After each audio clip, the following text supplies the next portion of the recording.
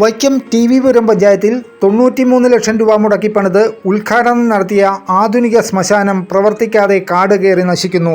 ലക്ഷങ്ങളുടെ ശ്മശാന ഉപകരണങ്ങളും കെട്ടിടങ്ങളുമാണ് നശിക്കുന്നത്.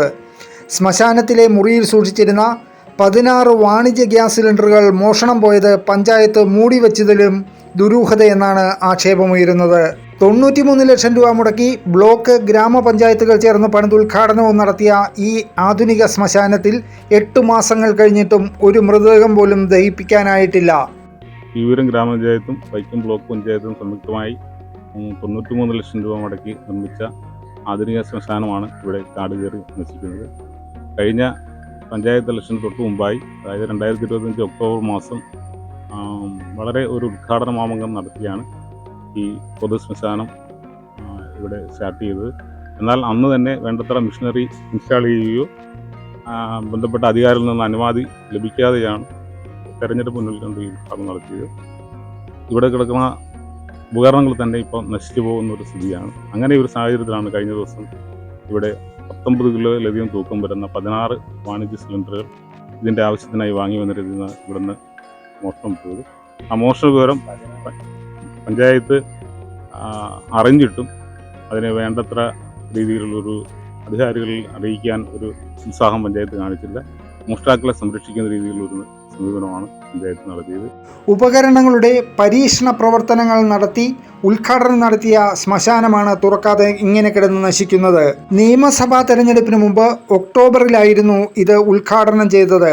എന്നാൽ അന്തിമ പ്രവർത്തനാനുമതി ഇതുവരെ ലഭിച്ചിട്ടില്ല. ഇതോടെയാണ് ലക്ഷങ്ങൾ മുടക്കി വാങ്ങിയ ഉപകരണങ്ങളടക്കം കാട് കയറിയത്. കെട്ടിട ഭാഗങ്ങളും തകർന്നു തുടങ്ങി. ഇതോടെ നിർമ്മാണത്തിലടക്കം അഴിമതി എന്നാണ് പരാതി ഉയരുന്നത്. കെട്ടിടം മാത്രമല്ല, വഴിയിൽ പാകിയ ഇന്റർലോക്ക് കട്ടകളും ഇടിഞ്ഞ് താഴ്ന്ന നിലയിലാണ്. ക്യാമറകൾ ഫിറ്റ് ചെയ്തിട്ടുണ്ട്. അതിൻ്റെ സ്വിച്ചൊക്കെ ഓഫ് ചെയ്തിട്ടിരിക്കുകയാണ്. അപ്പം 16 സിലിണ്ടറുകൾ ഇവിടുന്ന് മോഷണം പോയിരിക്കുന്നത്. ആ 16 സിലിണ്ടറുകൾ അത് എത്രയും പെട്ടെന്ന് പോലീസ് അധികാരികൾ കണ്ടുപിടിച്ച് അത് തിരികെ എത്തിക്കുന്നതിന് വേണ്ടി ഉള്ള എല്ലാ ഇതും ചെയ്യണമെന്ന്. ഇതിനിടെയാണ് ഇവിടെ ശ്മശാനത്തിന്റെ പ്രവർത്തനത്തിനായി സൂക്ഷിച്ച 16 വാണിജ്യ സിലിണ്ടറുകൾ മോഷണം പോയത്. മുറിയുടെ വാതിൽ കുത്തി തുറന്നത് കണ്ട സമീപത്തെ ഹരിതകർമ്മസേനയുടെ മാലിന്യശേഖരണ കേന്ദ്രത്തിലെത്തിയവർ അന്ന് തന്നെ പഞ്ചായത്തിനെ വിവരമറിയിച്ചു. എന്നാൽ മോഷണം പഞ്ചായത്ത് കമ്മിറ്റിയിൽ പോലും അറിയിക്കാതെ മൂടിവെച്ചത് 2 ദിവസം മുമ്പാണ് പുറത്തു വന്നത്.